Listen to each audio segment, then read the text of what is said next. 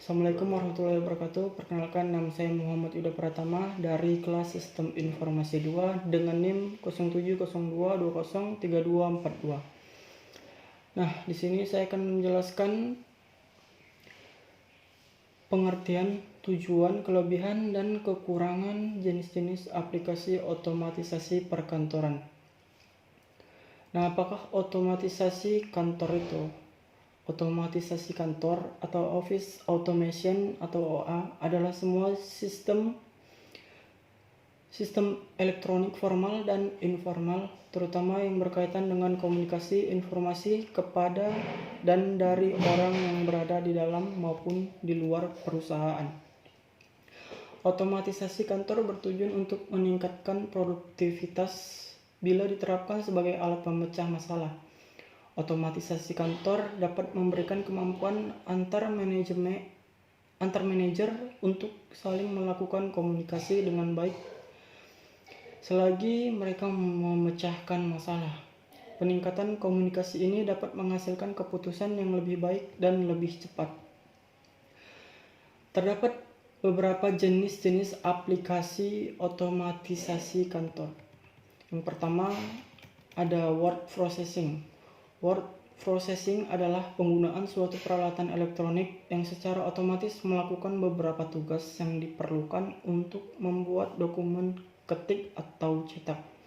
Word processing memberikan kontribusi terhadap pemecah masalah dengan memberikan kemampuan kepada manajer untuk membuat komunikasi tertulis yang lebih efektif untuk diberikan kepada anggota lain.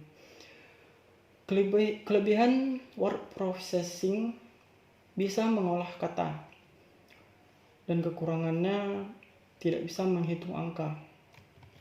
Yang kedua ada electronic email. Electronic mail yang dikenal dengan penggunaan jaringan komputer yang memungkinkan pemakai untuk mengirim, menyimpan, dan menerima pesan dengan menggunakan terminal komputer dan peralatan penyimpanan.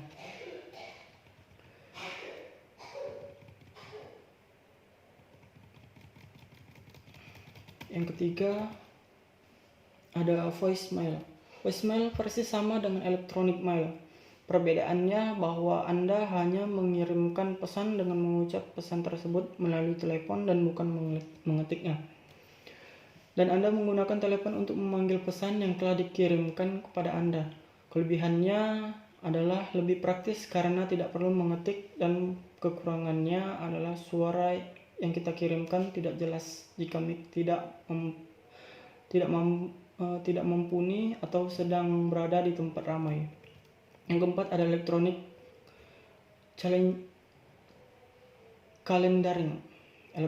calendaring. Electronic calendaring adalah penggunaan jaringan komputer untuk menyimpan dan memanggil acara yang telah ditetapkan oleh manajer. Electronic calendaring bersifat khusus di antara aplikasi otomatisasi kantor karena ia hanya menyusun terjadinya komunikasi, bukan mengkomunikasikan informasi.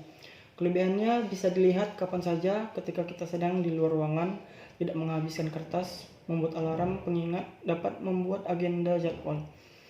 Kekurangannya tidak ada penanda dari libur nasional, hari raya umat beragama, tidak dapat sesuai aplikasi, tidak ada jaringan yang muncul mengatur secara manual apabila ada kesalahan. Yang kelima ada audio conference. Audio conference adalah penggunaan peralatan komunikasi suara untuk membuat hubungan audio di antara orang-orang yang tersebar secara geografis untuk tujuan melakukan konferensi. Audio conferencing adalah aplikasi OA pertama yang tidak memerlukan komputer. Ia hanya memerlukan penggunaan fasilitas komunikasi audio dua arah. Kelebihannya, tanpa perlu hadir langsung, meeting masih dapat dilakukan dengan audio semata. Kekurangannya, para hadirin yang hadir dan tidak bisa melihat ekspresi dari para pembicara lebih mungkin bisa menimbulkan kesalahpahaman dan konflik di antara sesama pembicara karena tidak bisa tatap muka secara langsung. Yang keenam ada video conference. Video conferencing melengkapi signal audio dan signal video. peralatan televisi digunakan untuk mengirim dan menerima signal audio dan video. Orang yang berada dalam suatu lokasi dapat melihat dan mendengar suara orang yang berada di lokasi lain selagi konferensi dilakukan. 3. Konfigurasi video conference atau tergantung pada peralatan yang digunakan, yaitu 1. Video satu arah dan audio satu arah. Yang kedua, video satu arah dan audio dua arah. Yang ketiga, video dan audio dua arah. Kelebihan video conference yang harus kamu ketahui diantaranya termasuk menghemat biaya dan waktu sebagai pengganti rapat atau konferensi yang tidak bisa dilakukan. Terkadang memang dibutuhkan rapat secara langsung, tetapi keadaan tidak selalu mendukung. Misalnya saat terjadi persebaran virus yang memaksa orang-orang harus melakukan social distancing, maka menggunakan video conference adalah pilihan yang tepat untuk melakukan kegiatan rapat atau diskusi. Selanjutnya, dapat mengetahui ekspresi dan mimik wajah secara real. Kekurangan video conference. Meskipun memiliki kelebihan yang sedemikian rupa, video conference bukannya tanpa kekurangan. Masih ada beberapa kekurangan yang dimilikinya, yang diantara lain sebagai berikut. Sangat bergantung dengan jaringan internet dan tidak dapat menggantikan konferensi secara langsung. Yang ketujuh, ada komputer conference.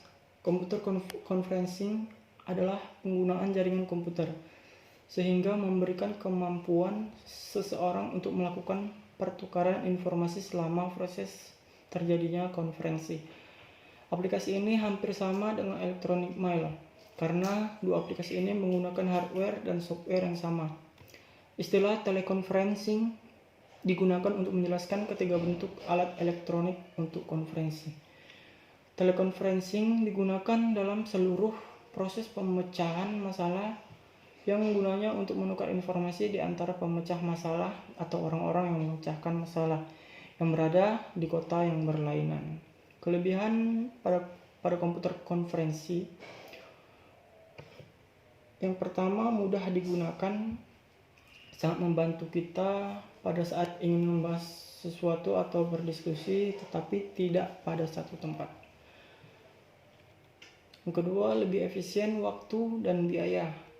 Ketiga, dapat digunakan dimanapun dan kapanpun. Kelemahan pada komputer konferensi yaitu satu, komponen-komponennya sangat banyak dan lumayan mahal, tidak tertatap muka langsung. Yang ketiga, hanya digunakan pada saat itu juga. Yang kedelapan, ada facsimile transmission yang biasanya disebut fax, adalah penggunaan peralatan khusus yang dapat membaca tampilan dokumen pada ujung channel komunikasi dan membuat salinan atau kopi di ujung yang lain. Fax sangat mudah diimplementasikan dan dioperasikan. Jalur telepon suara dapat berfungsi sebagai channelnya dan pengoperasian peralatannya tidak lebih sulit daripada pengoperasian mesin fotokopi. Adapun kelebihan facsimile mesin fax, membantu pengiriman suatu dokumen ke tempat yang jauh dalam waktu singkat. Ketika mengirim dokumen ke tempat yang jauh, maka mesin fax akan mengirim lebih cepat dan spontan melalui kinerja penempatan surat melalui pos. Dan biaya relatif murah. Namun adapun kekurangannya, mesin fax dalam kualitas telah menurunkannya dalam posisi di bawah surat elektronik atau email sebagai bentuk alat transfer dokumen secara elektronik yang tersebar luas dan digunakan banyak sekali orang. Yang kesembilan, ada video text. Video text adalah penggunaan komputer untuk tujuan memberikan tampilan materi tekstual pada layar CRT.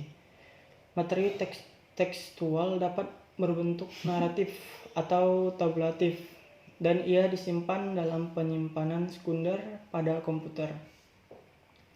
Manfaat Videotex memiliki kemampuan yang lebih baik, termasuk dalam kecepatan menangkap informasi, menyediakan konten interaktif, dan menampilkannya di televisi. Biasanya menggunakan modem untuk mengirim data di kedua arah. Kekurangan videotex menyajikan informasi dalam jumlah halaman yang terbatas, tergantung pada kapasitas memori komputer pusat.